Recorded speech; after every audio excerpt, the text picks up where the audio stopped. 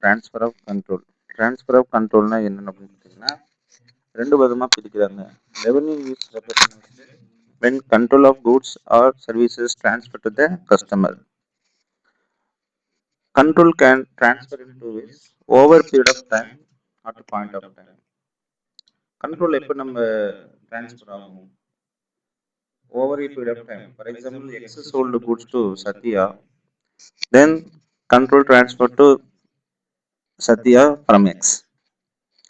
An entity transfers controls of goods or services over time and satisfies performances obligations and recognizes revenue over time if any of the following criteria is met. See, இதான் அவன் சொல்றான் ஒரு கலப்பதில் வந்து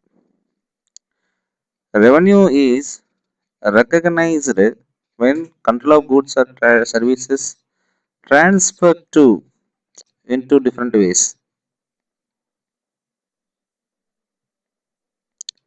See, customer receives and consumes benefit.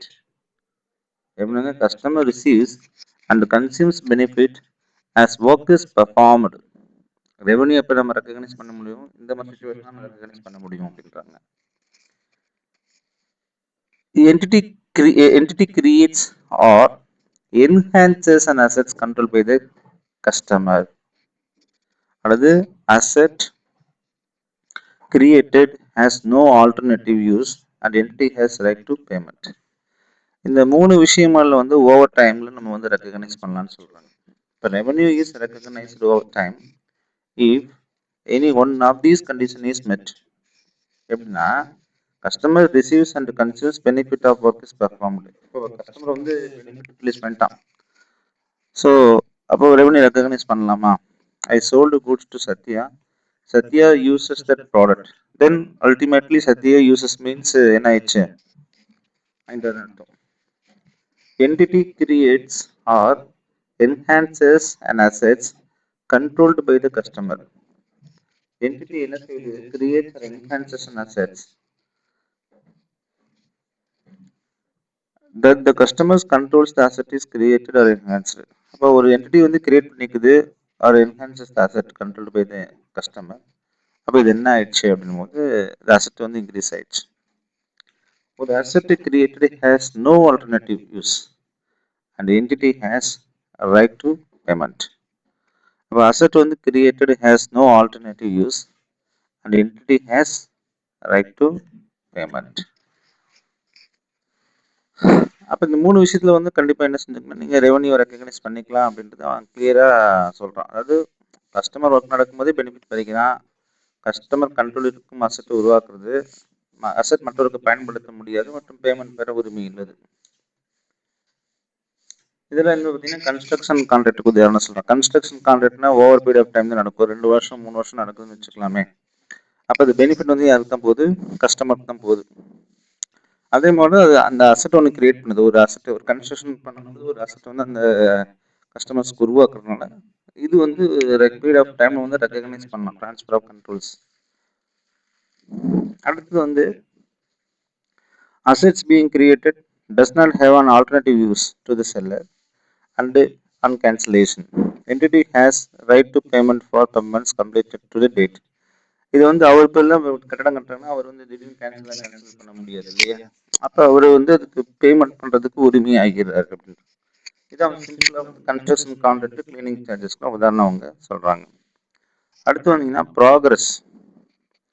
Methods of measuring progress if control is transferred over a period of time. இப்போ control increase ஆயிடுச்சு. 2 method சொல்கிறாங்க. ஒன்று output method, output method, இன்னொன்று இன்புட் மெத்தட். இது ரெண்டும் இம்பார்ட்டன்ட் கேட்டால் எஸ், ரெண்டும் இம்பார்ட்டன்ட் தான். ப்ராக்ரஸ் எப்படி ஒரு மெத்தட் ஆஃப் மெஷரிங் ப்ராக்ரஸ். இந்த மெத்தட் ஆஃப் மெஷரிங் ப்ராக்ரஸ் வந்து பார்த்தீங்கன்னா measure progress based on results achieved. Examples: surveys of work complete. ஒரு அவுட்புட் மெத்தட்னா அவுட்புட் பேஸ்ட் மெத்தட்னா recognize revenue on the basis of fair value of goods or services transferred to date relative to remaining goods or services. Examples: survey of performances completed to date, appraisal of results achieved, etc. See, அப்போ உங்களுக்கு ஒரு விஷயம் complete ஆயிடுச்சுன்னு வச்சுக்கோங்க, unit delivery ஆயிடுச்சுன்னா தான் survey complete ஆயிடுச்சுன்னு அர்த்தம். சர்வே கம்ப்ளீட் ஆயிடுச்சுன்னா தான் அந்த ஒர்க்கு கிட்டத்தட்ட முடிஞ்சிச்சுன்னு அர்த்தம். இது வந்து மெத்தட் ஆஃப் மெஷரிங் ப்ராக்ரஸ். அந்த பிஸ்னஸ் வந்து எப்படி ரன் ஆயிட்டு இருக்குன்னு பார்க்கறதுக்கு இந்த ரெண்டு method output method. Input method அப்படின்னா measure of progress based on effort use, labour hours அல்லது காஸ்ட் இன்கட் எவ்வளோ இருக்குதுன்னு சொல்லி பார்க்கறதுக்கு தான் இன்புட் மெத்தட்னு சொல்றாங்க. அப்போ திஸ் மெத்தட் இன்புட் மெத்தட் வந்து என்ன சொல்றாங்கன்னா எஃபர்ட், உதாரணம் லேபர் ஹவர்ஸ்ன்னு சொல்றாங்க. லேபர் ஹவர்ஸ், இப்போ லேபர் வந்து என்ன செய்யறாரு, ஒரு 10,000 சரி 100 ஹவர்ஸ் ஒர்க் பண்றாருன்னா அப்போ அந்த எஃபர்ட் அதில் போட்டுக்கிறாருன்னு அர்த்தம். அப்போ அந்த அதை வச்சு தான் நம்ம செக் பண்ண முடியும் whether he is working or not, cost incurred, labour hours எவ்வளோ பண்ணிக்கிறாருன்னு சொல்ல முடியும். ஸோ இதெல்லாமே வந்து பார்த்தீங்கன்னா method of measuring progress if control is transferred over a period of time. இங்கே இருக்கக்கூடிய டைட்டில் அங்கே மாறிடுச்சு அப்படின்னும் பொழுது இந்த மாதிரி விஷயங்கள் வந்து என்ன செஞ்சிடும், எனக்கு பாயிண்ட் இன் டைம், அது பாயிண்ட் ஆஃப் டைமில் எனக்கு என்னென்ன கிடைக்குது அப்படின்றது நான் செஞ்சுக்க முடியும், ஈஸியாக பார்த்துக்க முடியும்.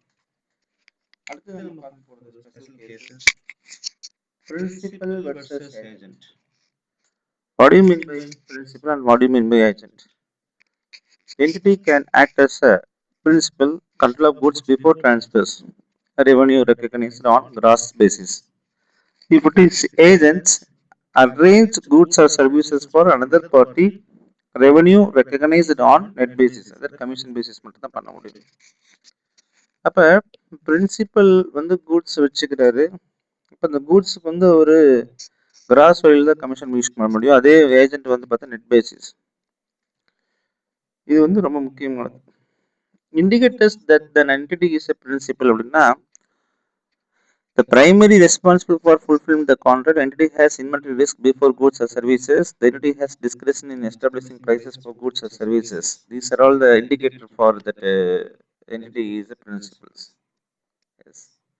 If it is agent, recognize revenue on net basis, that is only commission or fees to which it is entitled. அவருக்கு வந்து கமிஷன் அல்லது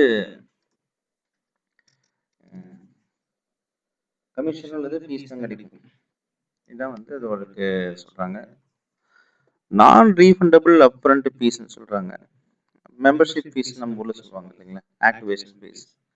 if it relates to separate services, recognize revenue immediately. If it relates to future services, recognize over time. தமிழ்ல உதாரணம் membership fees, active ஃபீஸ்ன்னு வச்சுங்களேன். Separate service இருந்தால் உடனே recognise செய்ய சொல்கிறாங்க. ஃபியூச்சரில் இருந்தால் வந்து ஃபியூச்சரில் சர்வீஸ் வந்து நீங்கள் இப்போ பார்த்தீங்கன்னா க்ளீனிங் சர்வீசஸ் ஒரு வருஷத்துக்கு முன்னாலேயே நீங்கள் எடுத்துக்குவீங்க, அது ஒரு வருஷத்துக்கு நீங்கள் என்றைக்கே காசு வாங்கிக்குவீங்க. அப்போ உடனே ரெக்கக்னைஸ் பண்ணலாமான்னு கிட்ட பண்ணுங்க, அல்லது இந்த பீரியட் ஆஃப் டைமுக்கு வந்து நீங்கள் ரெக்கக்னைஸ் பண்ணுறதா இருந்தால் பண்ணலாம் அப்படின்றது முக்கியமான விஷயமாக கருதப்படுகிறது. அல்லது if customer gets for additional goods or services, if customer gets an options to buy additional goods or services, na இந்த சைடுல என்ன சொல்றாங்க அப்படின்னு பார்த்தீங்கன்னா, example coupons, loyalty points, gift cards. இப்போ நமக்கு வந்து பொருள் வந்து கஸ்டமருக்கு நம்ம அடிக்கடி நம்ம விளம்பரம் பார்த்துட்டு இப்போ உங்களுக்கு வந்து கூப்பன் தரேன்னு சொல்லுவாங்க. If the option gives material right, it is treated as a separate performance obligations.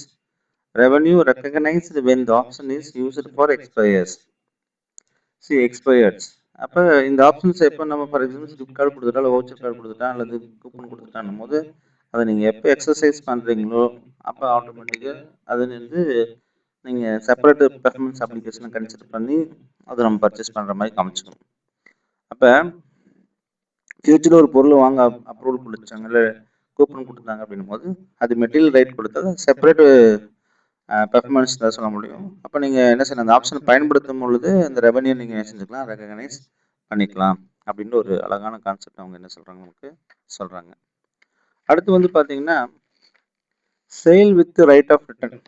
If customers can return goods, entity must recognise revenue only for goods expected not to be returned. அப்போ வந்து இப்போ இந்த customer வந்து can return பண்ணலாமா கேட்டால் பண்ணலாம், but entity must recognise revenue only for goods expected not to be returned. அப்போ எந்த பொருள் வந்து ரிட்டர்ன் பண்ண நினைக்கும், நான் ஒரு 1000 பொருள் அனுப்பிச்சா அதில் கண்டிப்பாக 100 தான் ரிட்டர்ன் பண்ணுறதுக்கு வாய்ப்பு இருக்குது, 900 பண்ண வாய்ப்பே இல்லை அப்படின்னா இந்த 900 மட்டும் நீங்கள் ரெகக்னைஸ் பண்ணிக்கோங்க முன்னாலே அப்படின்னு நம்ம சொல்கிறாங்க. Record refund liability, record assets for returned goods, இதெல்லாமே நீங்கள் செஞ்சது ஆகணும், வேறு வழி இல்லை. இதை பொறுத்த வரைக்கும் sales with right of return அப்படின்றத பொறுத்த வரைக்கும் இந்த கான்செப்ட் நடந்தது.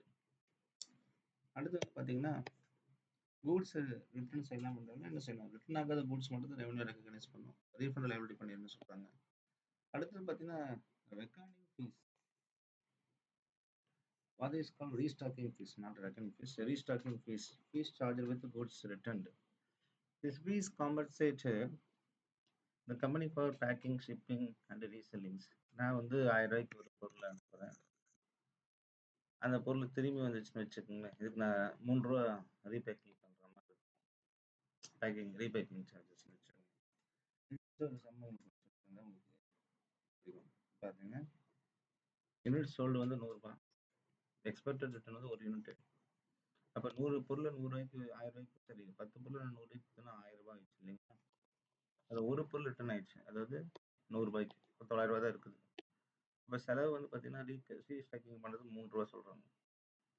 அப்போ அந்த ஆளுக்கு நான் வந்து 100 ரூபா தரணும், திரும்பி ரிட்டர்ன் ஆச்சுன்னா அந்த அளவுக்கு நான் திரும்பி 100 ரூபா பணம் தரணும்ல. என்னோட செலவு வந்து கழிச்சுட்டு மிச்சம் எவ்வளோ கொடுக்கணும்னு சொல்லுவாங்க, 97 ரூபா கொடுத்தா போதும்னு சொல்லுவாங்க. அது மாதிரி தான் சொல்லுவாங்க ரீஸ்டாக்கிங் எக்ஸ்பென்ஸ்ன்னு சொல்லுவாங்க. அப்போ கன்சியூமர் கூட்ஸ் ரிட்டர்ன் செய்தால் சார்ஜ் செய்யும் ஃபீஸ் தான் வந்து என்னன்னா restocking fees. This is very very very very very important. இது வந்து தெரிஞ்சுக்க வேண்டியது நம்மளுடைய விஷயங்கள். அடுத்து வந்து பார்த்தீங்கன்னா வாரண்டிஸ்குள்ள போகிறோம். இது நம்ம முடிச்சாச்சு கிட்டத்தட்ட. எஸ்,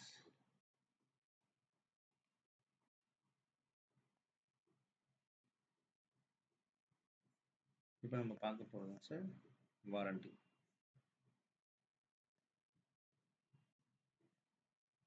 வாரண்டிஸ் பற்றி நம்ம பார்க்க போகிறோம் சார். There are